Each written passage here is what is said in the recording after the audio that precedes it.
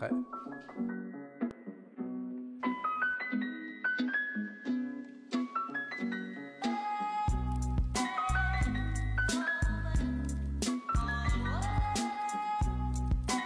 Le livre est né parce qu'une femme, Caroline Glorion, qui me trouvait dans les coulisses de La Garçonnière que je jouais au Théâtre de Paris, et elle m'a proposé de faire un livre sur mon rapport à la littérature.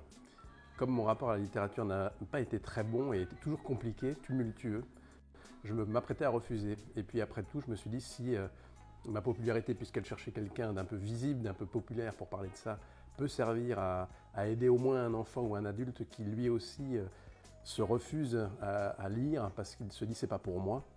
Si moi, homme de mots, je très démontrer qu'on peut y arriver, on peut aimer la littérature, que la littérature peut même changer une journée, une semaine, une vie de quelqu'un, alors je me suis dit ça vaut le coup de le faire. Donc voilà, c'est pour ça que je l'ai fait, c'est pour tous les enfants malheureux, les adultes qui sont restés des petits enfants malheureux et qui ne se donnent pas accès à la littérature ou à la culture en général d'ailleurs, parce qu'on leur a dit c'est pas pour toi. La difficulté de lire, en tout cas pour moi, c'était de déchiffrer les mots, l'orthographe, la grammaire, qui était une vraie souffrance.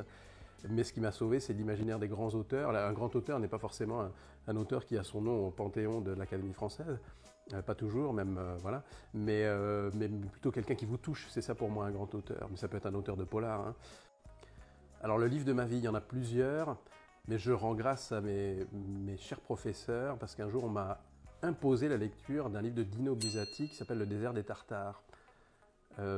C'était dans les années du lycée pour moi.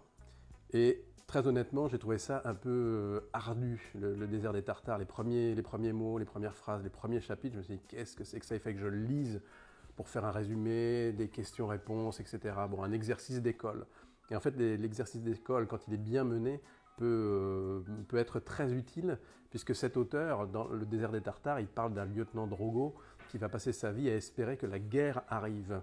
Mais il va rester loin du front, il va imaginer sa guerre idéale, et cette guerre ne va jamais arriver. Et quand enfin elle va se présenter, lui va être malade, mourant, et il va voir la guerre se dérouler loin de lui, et il va affronter la seule chose qu'il affrontera jamais, c'est-à-dire sa mort, et il va passer à côté de son destin. Et quand j'ai lu ce livre, j'étais moi-même adolescent, passionné de théâtre, j'avais envie d'embrasser la carrière de comédien, mais je me disais, est-ce que je peux le faire? Est-ce que c'est raisonnable? Pourquoi faire ça? Bon, j'étais en plein questionnement.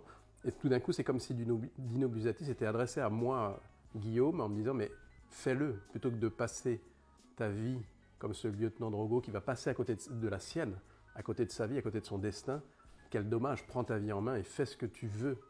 Vis ta passion d'être comédien. » Donc comme si cet auteur, tout d'un coup, Dino Buzzati, s'était adressé à moi et il a du coup vraiment bouleversé ma vie puisque je me suis dit « il faut y aller, quoi. » Merci Dino Buzzati.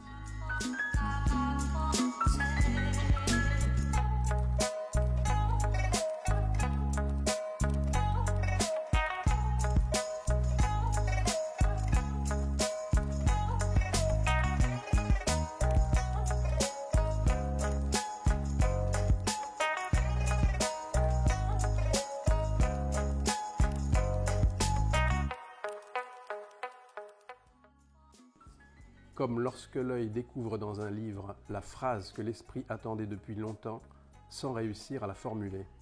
C'est une phrase géniale.